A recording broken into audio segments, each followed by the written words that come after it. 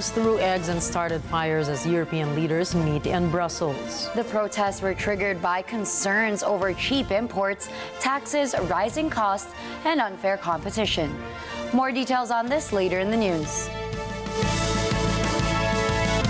Good evening, I am Gianna Llanes. I am Nina Richie Alago Flores. This is Mata ng Agila International. Now for the headlines. United Nations Special Rapporteur has several recommendations to ensure journalists' safety in the Philippines. Philippine supply boats on Friday managed to complete their resupply mission without interference from the China Coast Guard. The United Nations Relief and Works Agency for Palestine refugees may be forced to shut down due to funding issues.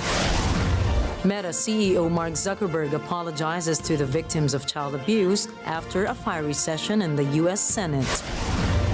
And seven-time Formula One champion Lewis Hamilton announces his breakup with Mercedes to drive for Ferrari in 2025.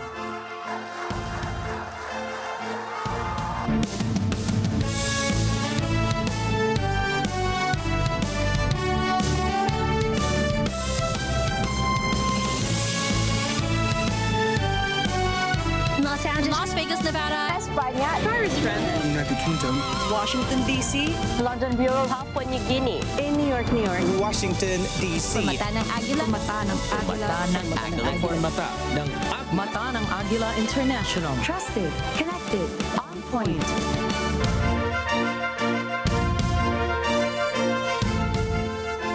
Recent torrential rains in Davao de Oro have resulted in devastating floods and landslides, claiming the lives of 6 individuals, with 1 person still missing, according to local authorities.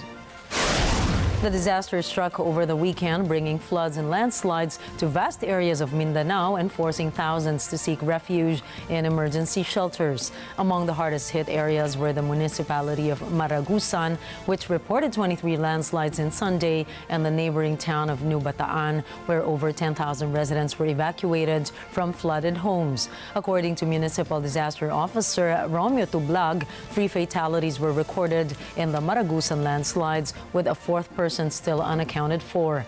Meanwhile, another 3 people had died in New Bataan, 1 from the landslides, 1 from drowning, and another from being electrocuted outside his flooded house. It is not the restriction from the 1987 Constitution that prevents the development of the Philippines. UP Los Baños Professor Enrico Patiga Villanueva made this statement during his interview in Net25's Ano sa Palagay Nyo?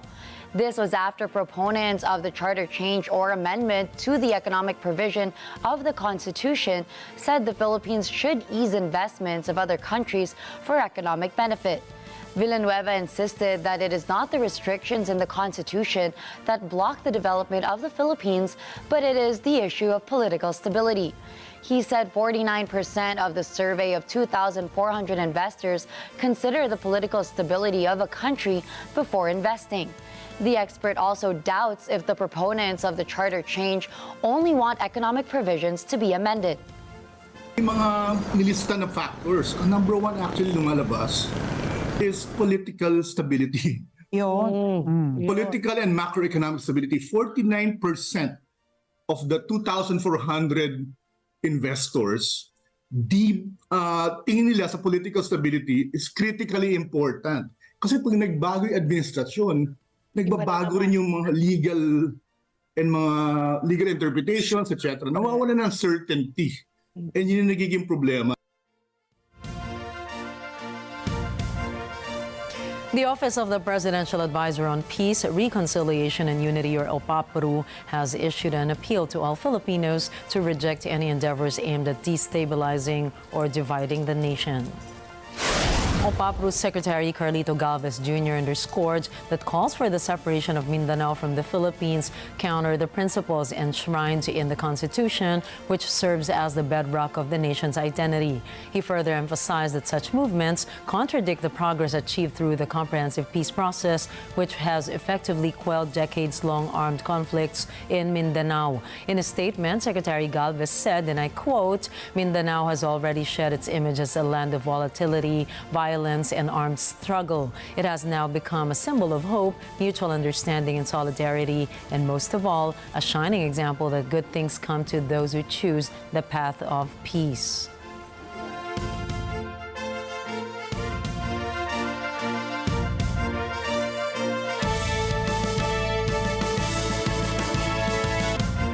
The Philippine Statistics Authority, or PSA, has reported a notable growth of 1.2% in the country's agriculture sector for the year 2023. Agriculture Secretary Francisco Chu Laurel Jr. attributed this growth to several factors, including increased poultry and livestock production, expanded fruit harvest, and a record-breaking rice output.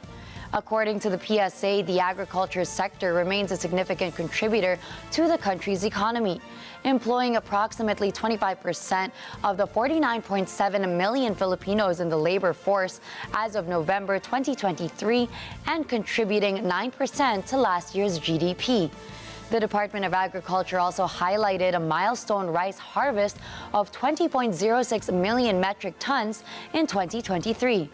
Chu Laurel emphasized that this achievement led to a reduction in rice imports, down to 3.5 million metric tons from 3.8 million metric tons in 2022, consequently bolstering farmers' incomes.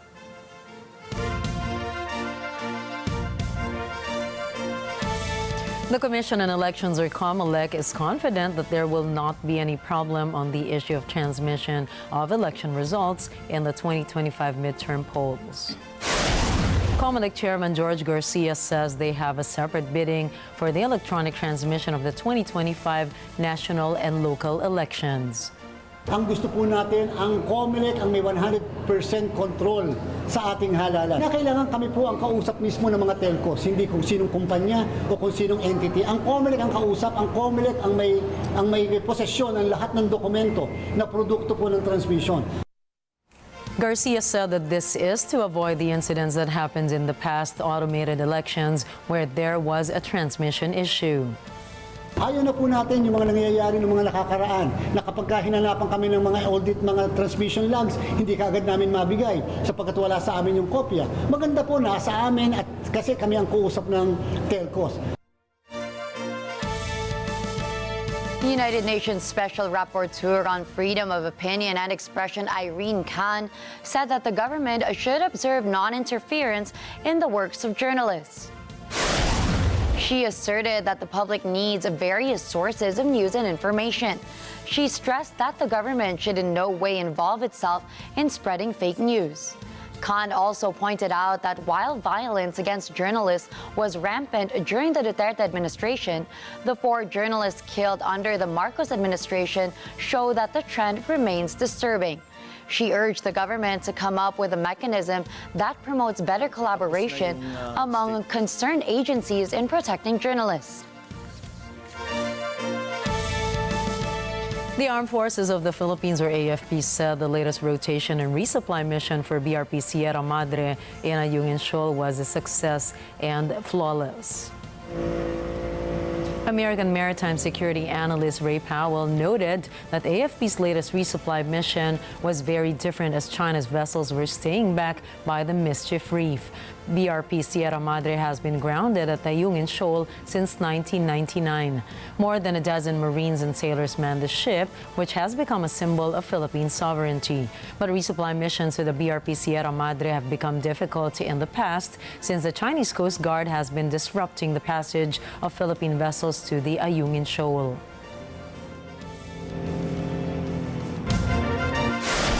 Coming up, Russia scores a major win in the ICJ.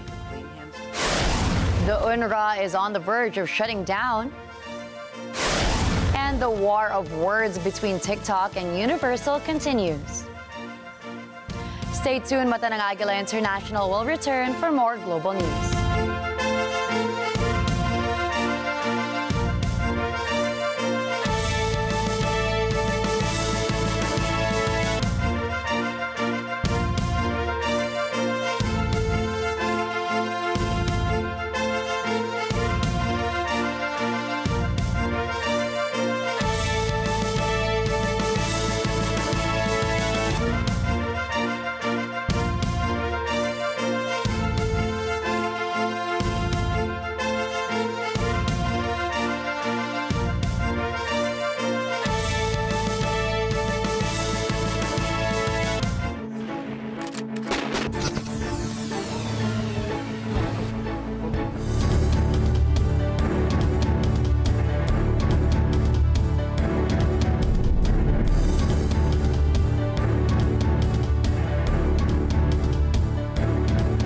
We are honored and privileged to share with you the highlights of the first ever Open for Business Trailblazers Awards. This milestone for the network and the program is a testament to your continued support for businesses in the Philippines, as well as government initiatives to help MSMEs navigate the local market. Open for Business with Cesar Vallejos, Sunday, 9 p.m. Sunday 25.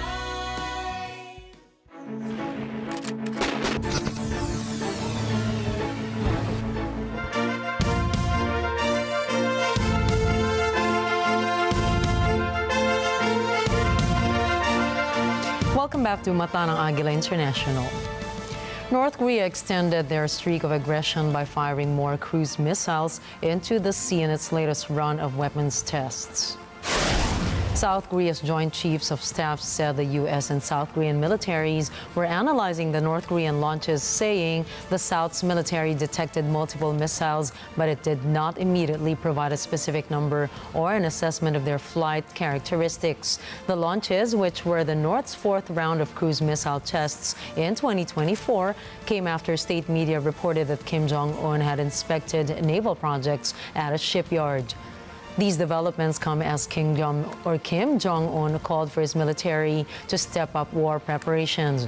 Kim, in recent months, has emphasized his effort to build a nuclear-armed navy to counter what he portrays as growing external threats posed by the United States, South Korea, and Japan, which have stepped up their military cooperation to cope with Kim's nuclear weapons and missile program. North Korea's official Korean Central News Agency did not specify when Kim visited Nampo, but said they were related to a 5-year military development plan set during a ruling party congress in early 2021. During those meetings, Kim revealed an extensive wish list of advanced military assets, which included naval warships, nuclear-powered submarines, and nuclear missiles that can be launched from underwater. KCNA did not specify the types of warships being built. Special forces of South Korea and the United States conduct joint Special Operations Forces drills in Pocheon, Gyeonggi-do. The 10-day exercises were designed to master the joint operation procedures of the two nations, as well as improve interoperability and individual combat skills. Officials said the joint efforts also aim to hone combat capabilities against North Korean threats. The two sides stage various drills, including first aid, special reconnaissance, and directing air support. They also formed combined teams to stage a 2-day reconnaissance and infiltration exercise without sleep to identify and destroy a target by directing simulated airstrikes. 이번 훈련은 한미 특전 대원들이 한 팀이 되어 실질적인 연합 특수작전 역량을 강화하는 계기가 되었습니다. 앞으로도 특전사다운 강한 훈련을 통해 적을 압도하는 능력과 태세를 갖추겠습니다. The joint drills took place despite heightened tensions from North Korea's continued weapons test. The Russian Foreign Ministry lauds the International Court of Justice, or ICJ's, ruling to reject much of a case filed by Ukraine against Moscow.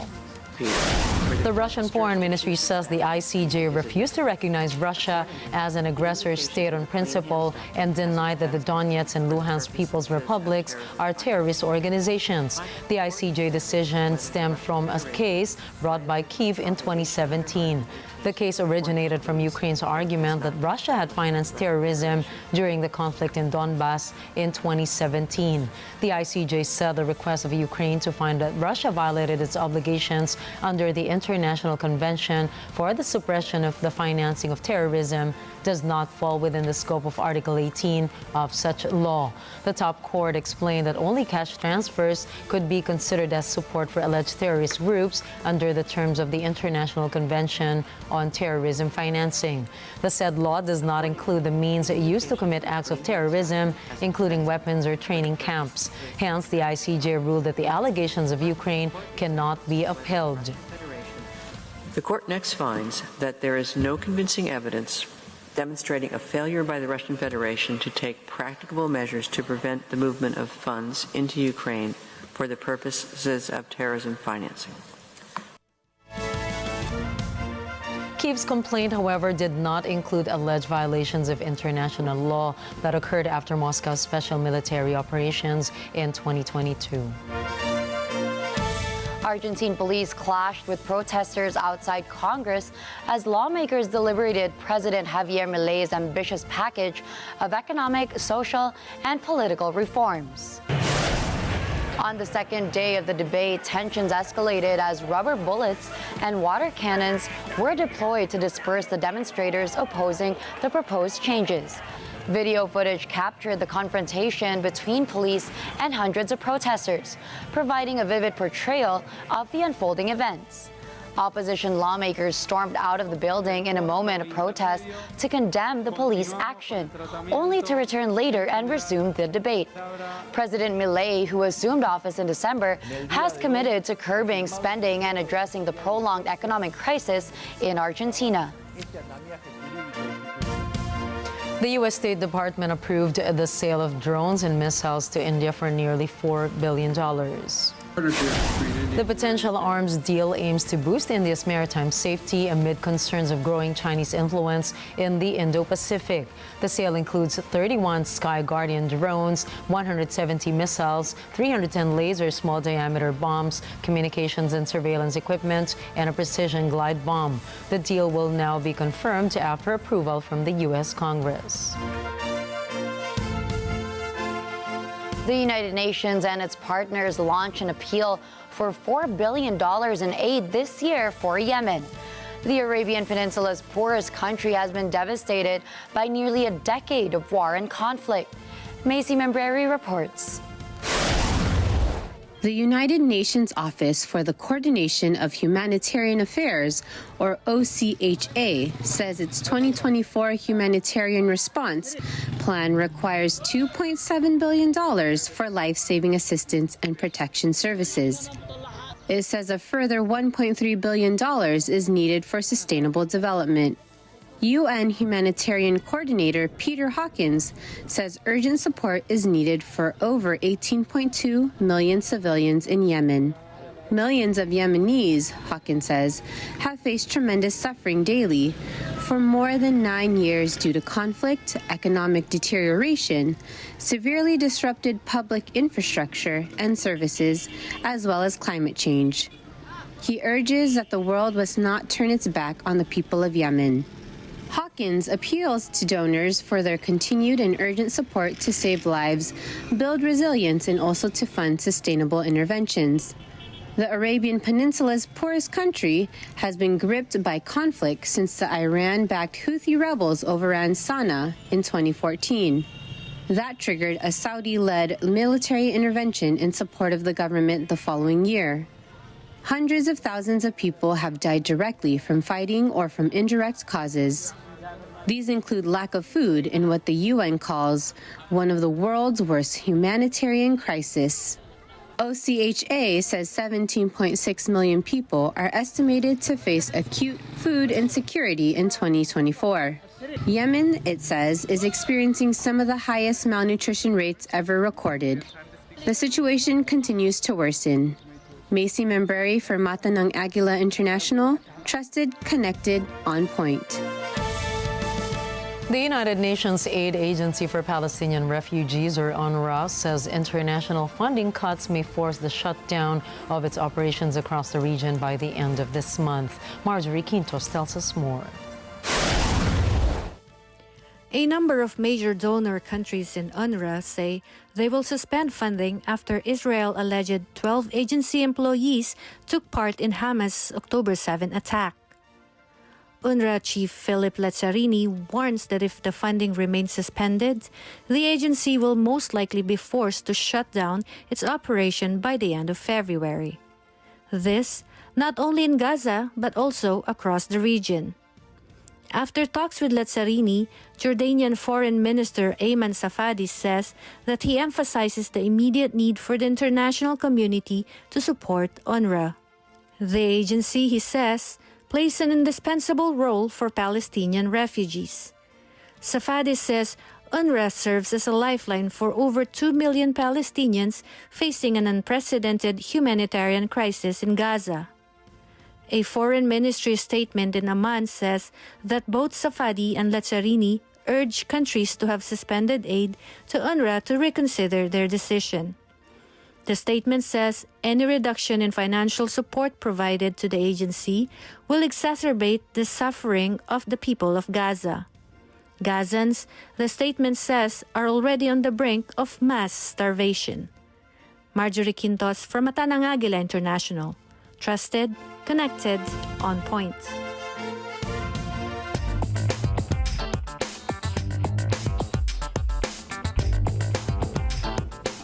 TikTok pulls music by Taylor Swift, The Weeknd, and The Beatles and other artists. They can no longer be heard on the social media platform. This after a breakdown in negotiations with music group Universal over compensation. Jessica Bautista has the details. All recorded music licensed to Universal Music Group has been removed from TikTok's music library since Thursday. Plus, all videos containing music licensed by Universal have been muted. The previous licensing agreement between Universal and TikTok expired on January 31st. After the talks broke down, Universal accused TikTok of trying to build a music-based business without paying fair value for the music. Several issues have been raised in the negotiations. These include appropriate compensation for artists and songwriters, online safety for users, and the protection of artists from the harms of artificial intelligence. TikTok says it was sad and disappointing that Universal has put their own greed above the interests of their artists. Universal's repertoire of artists includes Kendrick Lamar, U2, and Bob Dylan. Universal says despite TikTok's large user base, it accounts for just about 1% of the label's total revenue. Universal notes other problems such as large amount of AI-generated recordings on the platform and what it calls a lack of effort to deal with infringements on artists' music. TikTok is a major on-ramp for emerging artists and used as a promotional tool by music labels. It is one of the most popular social media platforms globally. It has over 1 billion users. Jessica Bautista for Matanang Agila International. Trusted, connected, on point. In related news, the stalemate between the world's largest music company and the short-form video app was made public once a deal regarding their licensing agreement fell through. UMG released a strongly worded open letter to its artists and songwriters explaining that all of their music would be removed from the platform if a licensing agreement was not reached by the following day. TikTok replied within hours, calling UMG's letter a false narrative and that it was sad and disappointing that UMG has put their greed above the interests of their artists and songwriters. It noted that TikTok acts as an important free promotion and discovery tool for their artists. In a more recent turn of events, aside from pulling their whole catalog from the app, UMG issued a strongly worded reply in response to the whole issue that reads, and I quote, "TikTok's own statement perfectly sums up its woefully outdated view. Even though TikTok has built one of the world's largest and most valuable social media platforms off the backs of artists and songwriters, TikTok still argues that artists should be grateful for the free promotion and that music companies are greedy for expecting them to simply compensate artists and songwriters appropriately."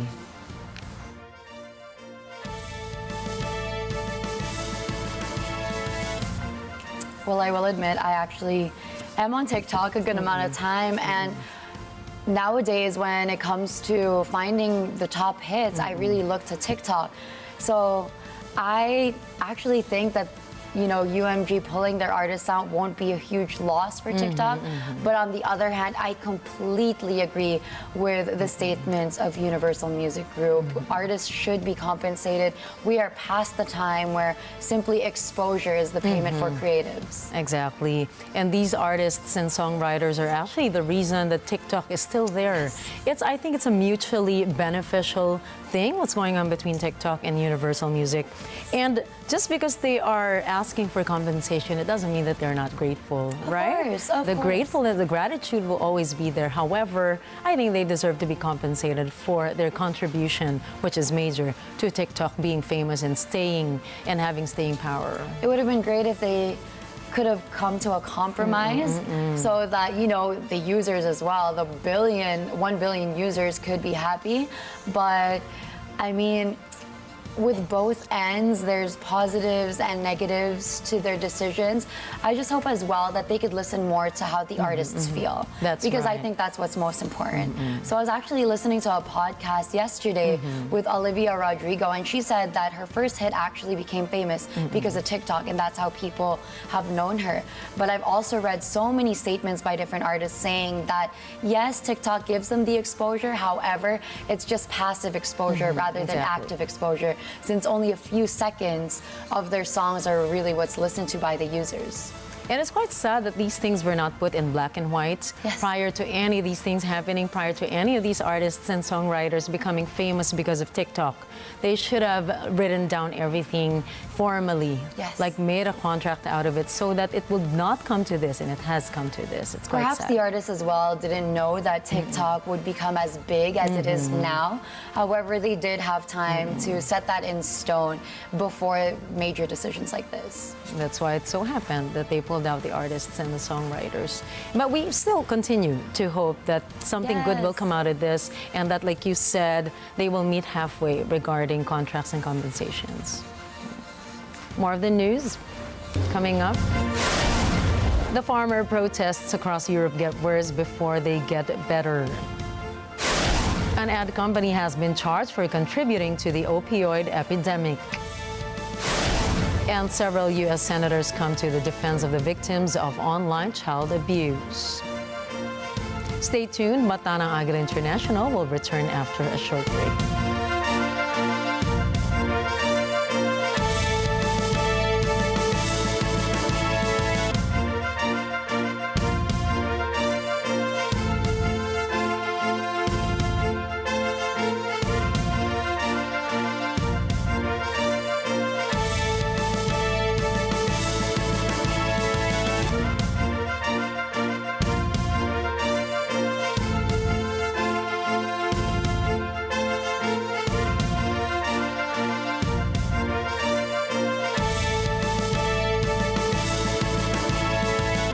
This portion.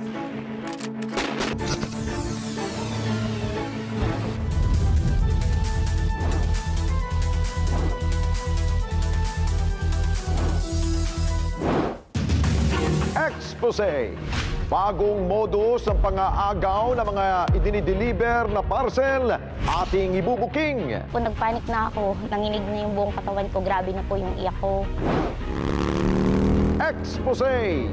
Mga tricycle sa Metro Manila nakipagpatintero sa highway. At sa ating e-responder, vlogger na tubong Mindoro na tumutulong sa kanya mga kababayang mangyan, ating kilalanin. Ako si Dagud Mangyan, Certified E-Responder. Sabado, alas 6 hanggang alas 7 ng gabi, ito ang Responde, mata ng mamamayan. Let's get together. Sunday 25. Sunday 25.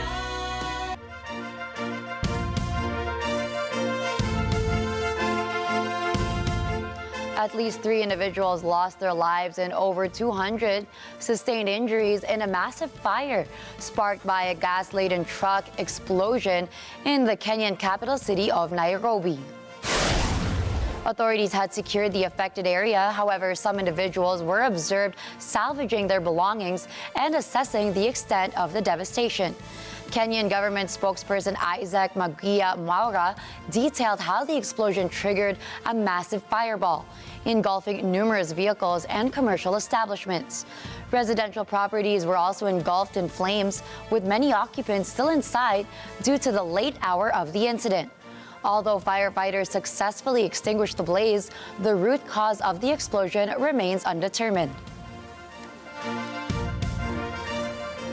European farmers have escalated their protests, blockading roads and setting tires ablaze as European Union leaders convene for a summit in Brussels.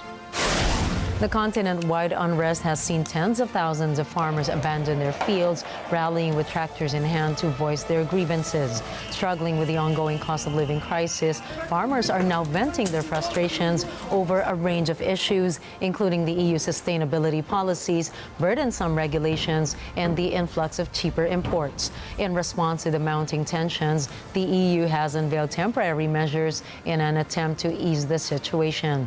European Commission President Ursula von der Leyen has acknowledged the widening chasm and polarization within the farming community. And I'm very sensitive to the message that farmers are concerned by administrative burden. This is a general topic. You know that this is close to my heart to reduce these administrative burdens. So we will work with the Belgian presidency on a proposal that we then will present ready in time before the next Agricultural Council to work on reducing this administrative burden.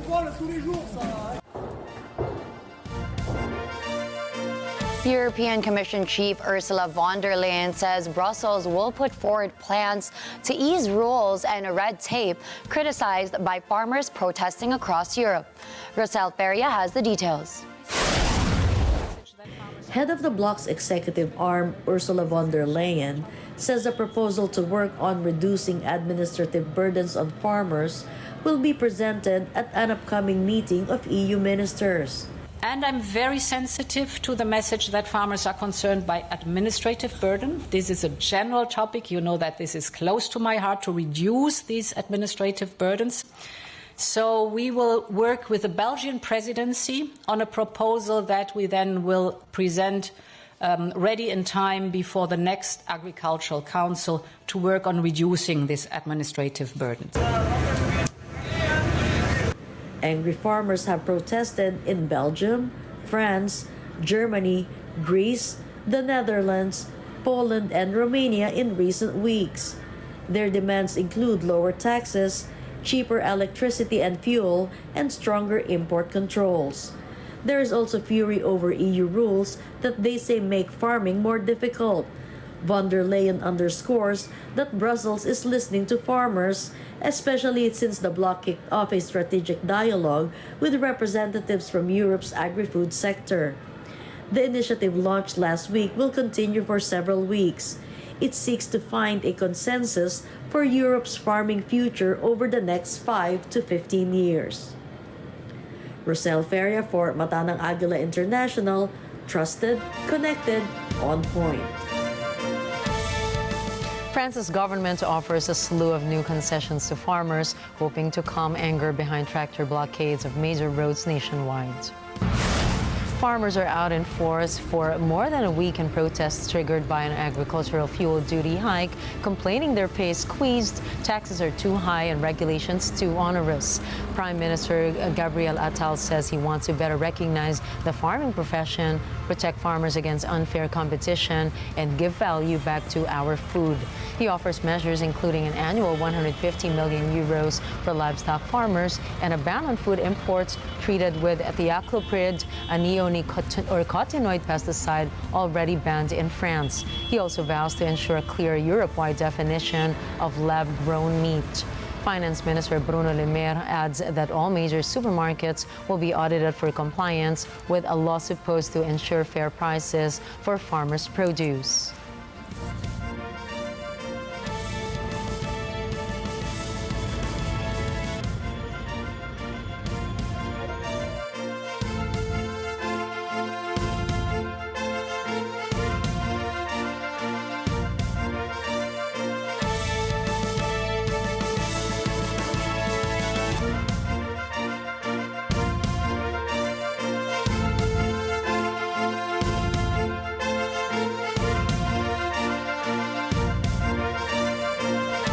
Publicis Health will pay $350 million to settle charges from U.S. states that its predatory and deceptive marketing strategies worsened the opioid epidemic. Kimi Orya has more details.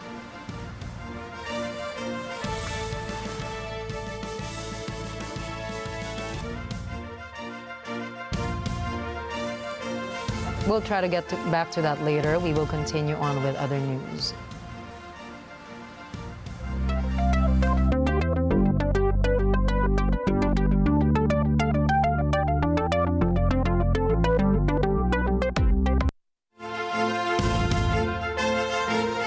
The United States National Center for Missing and Exploited Children, or NCMEC, said it had received 4,700 reports last year about content generated by artificial intelligence, or AI, that depicted child sexual exploitation.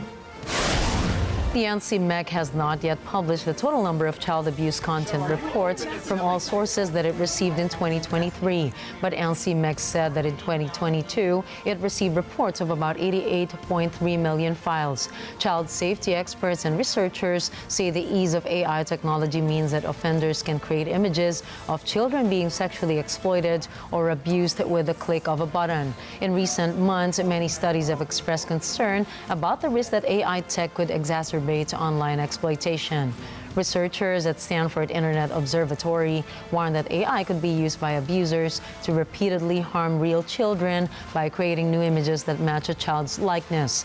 Fallon McNulty, director of NMIC's Cyber Tipline, said content flagged as AI generated is becoming more and more photorealistic, making it challenging to determine if the victim is a real person.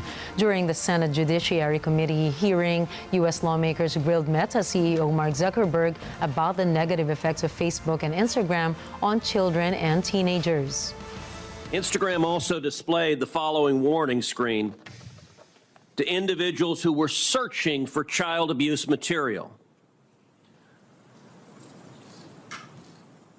These results may contain images of child sexual abuse. And then you gave users two choices: get resources or see results anyway. Families and victims shared concerns on a wide range of issues, including sexual predators, mental health, and the addictive nature of social media. Legal documents obtained by news agencies suggest that around 100,000 underage users face sexual harassment on the former two sites daily. Zuckerberg stood up and offered an apology to victims and relatives of people harmed by his social media sites, including teens who were sexually abused online and those who were victims of digital bullying. First, knowing that to go through the things that your families have suffered. And this is why we invested so much and are going to continue doing industry-leading efforts to make sure that no one has to go through the types of things that your families have had to suffer. You know, why, Mr. Zuckerberg? Now, this has been a hot issue. I've been seeing it all over. I want to ask you, from a parent's perspective, what do you think these tech CEOs could do more?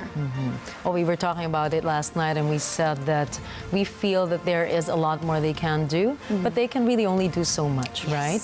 And as a parent, let me begin with me as a parent. I think I really need to be more hands-on in terms of their exposure to social media, because since we don't get to see everything that they access, they get to access things that they might not be of the appropriate age to be accessing. And I feel that these social media platforms should really sanction children more. But it's so easy to access, even if you're below 18 years old.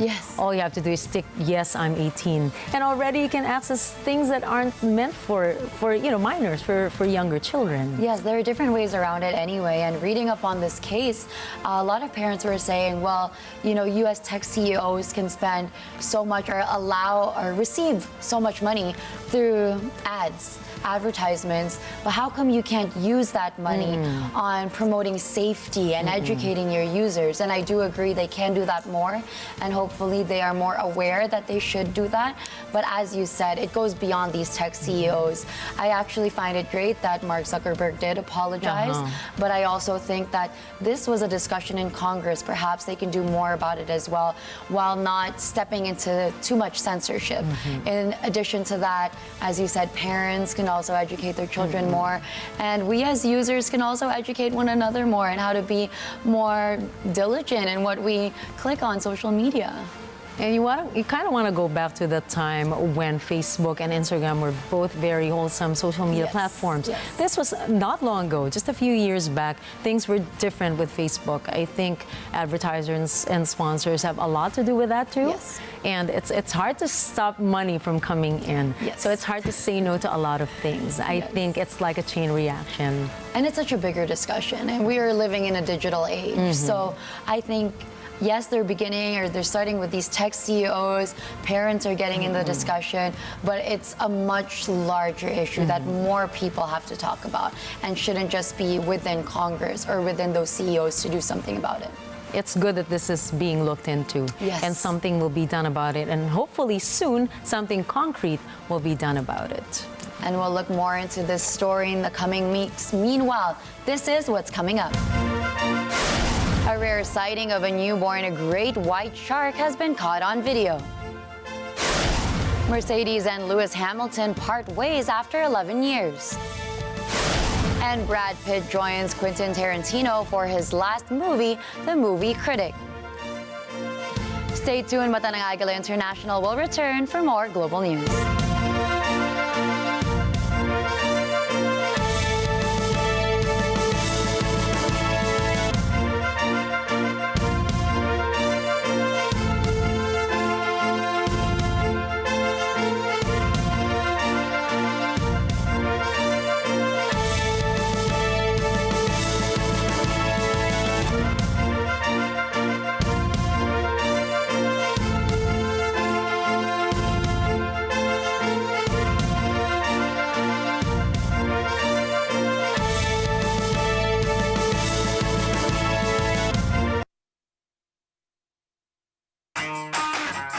We're in the sky. Kaya lumilipad na naman tayo.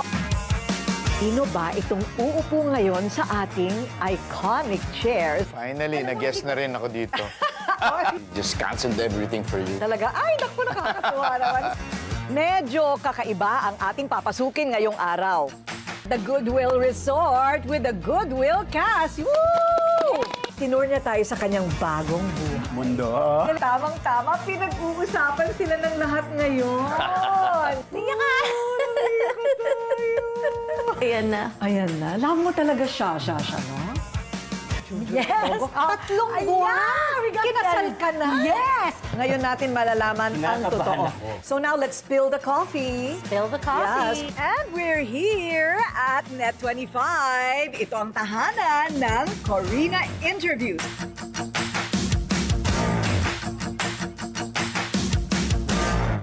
Let's net together. Sunnet 25. Sunnet 25.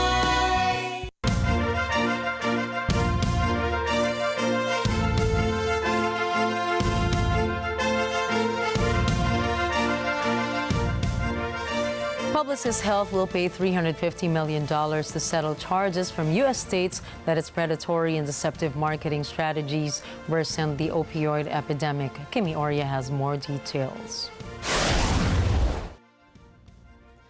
New York Attorney General Letitia James says for a decade, Publicis helped opioid manufacturers like Purdue Pharma convince doctors to overprescribe opioids. This, she says, directly fueled the opioid crisis and caused the devastation of communities nationwide. James says Publicis worked with Purdue Pharma between 2010 and 2019 on marketing material to promote OxyContin and other drugs. Publicis Health is part of the French advertising giant Publicis. James says the $350 million settlement is the first with an advertising agency for its role in the opioid epidemic. Publicis says the agreement is in no way an admission of wrongdoing or liability. The settlement distributes funds nationally. Publicis says the company is committed to playing its part. It reaffirms its long-standing decision to turn down any future opioid-related projects.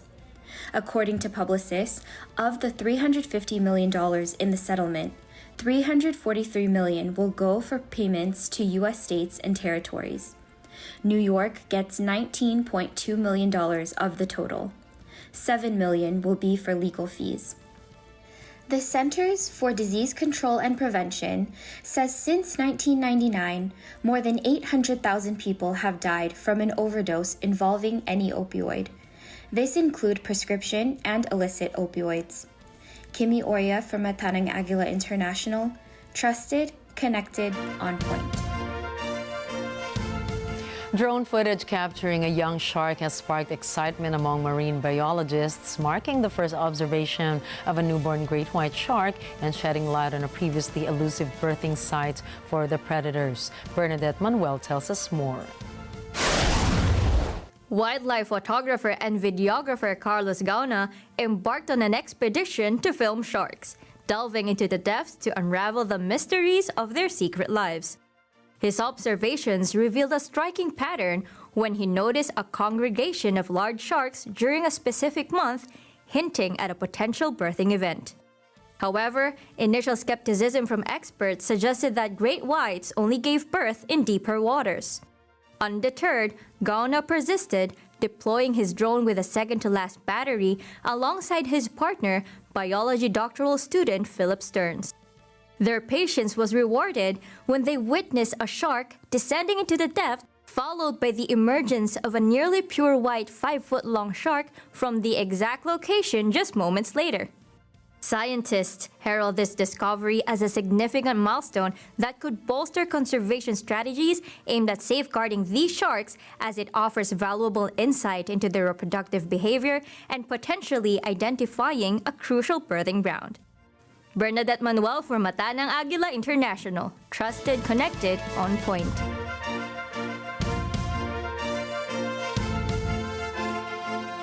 Indian authorities have cleared a suspected Chinese spy pigeon of espionage charges after an 8-month-long ordeal, setting it free back into the wild. The pigeon's trial began in May when it was apprehended near a Mumbai port, sporting 2 rings attached to its legs bearing what appeared to be Chinese characters.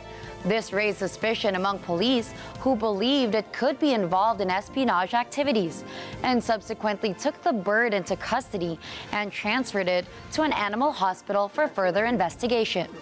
However, after months of scrutiny, it was determined that the pigeon was in fact an open water racing bird from Taiwan that had inadvertently found its way to India after escaping from its handlers.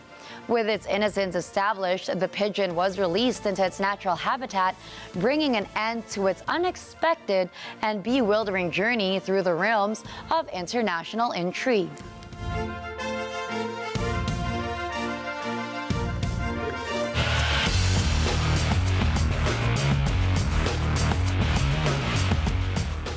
Seven-time Formula One champion Lewis Hamilton will leave Mercedes and join Ferrari for the 2025 season. Vin Pasqua has the score. In a statement on X, formerly Twitter, Mercedes said that Hamilton, who was contracted with the team until the end of 2025, has activated a release option in the contract announced last year.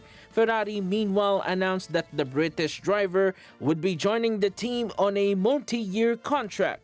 In a statement on the Mercedes website, Hamilton said, "I have had an amazing 11 years with this team, and I'm so proud of what we have achieved together. Mercedes have been a part of my life since I was 13 years old. It is a place where I have grown up, so making the decision to leave was one of the hardest decisions I have ever had to make.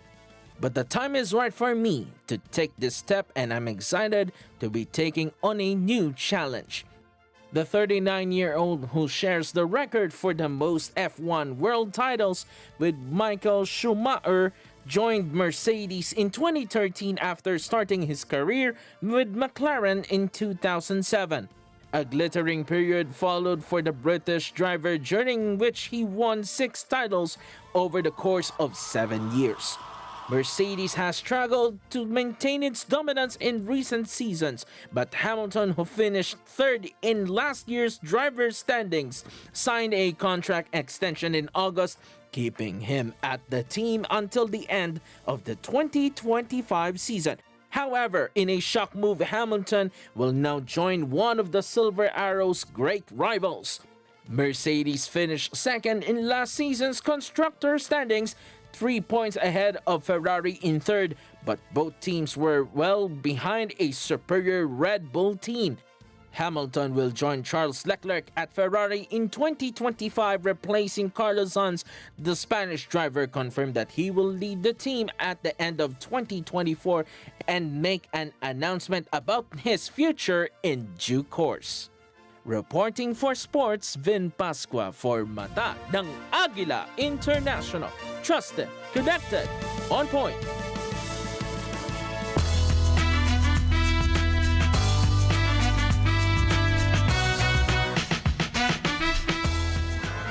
After last working together in Once Upon a Time in Hollywood, Brad Pitt and Quentin Tarantino are in talks of working together for the auteur's final film titled The Movie Critic.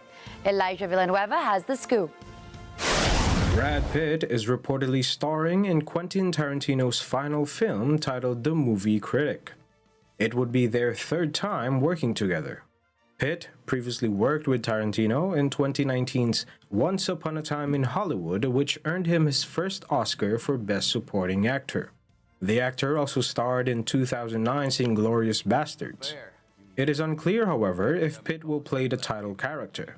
The Movie Critic, allegedly Tarantino's last movie project, is set in 1977 in Los Angeles.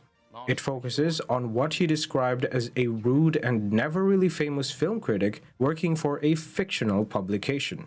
Rumor has it that the film is inspired by the life of late Pauline Kael of The New Yorker, and who was one of the most influential film critics of her time. Tarantino has announced an intention to retire from filmmaking after his 10th film. Elijah Villanueva for Mata ng Agila International. Trusted, connected, on point. And it's Friday once again. Happy weekend. Happy weekend. To end the week, here's a quote from hip-hop icon and fashion designer Kanye West. If you have the opportunity to play this game called life, you have to appreciate every moment. A lot of people don't appreciate their moment until it's past. And just like any game, we don't know what's going to happen next. We win sometimes, we lose sometimes, but I feel like most of the time it's difficult to celebrate those losses until, as he said, time has passed.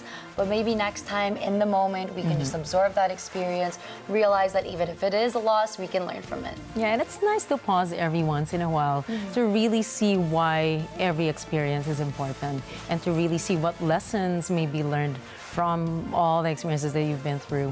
Life is beautiful, flaws and all, like I've always said. And the weekend is actually the perfect time to pause. The weekend is the perfect time to pause. And that's what we're just about to do tomorrow. For those of you who are still on the road, don't forget to tune in to Eagle FM 95.5. You can also catch the latest updates on our social media channels.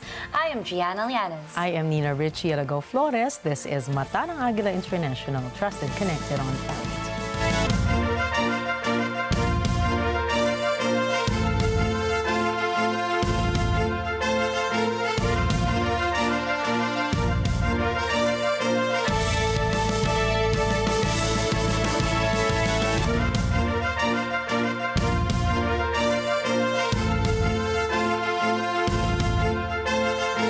Thank you for choosing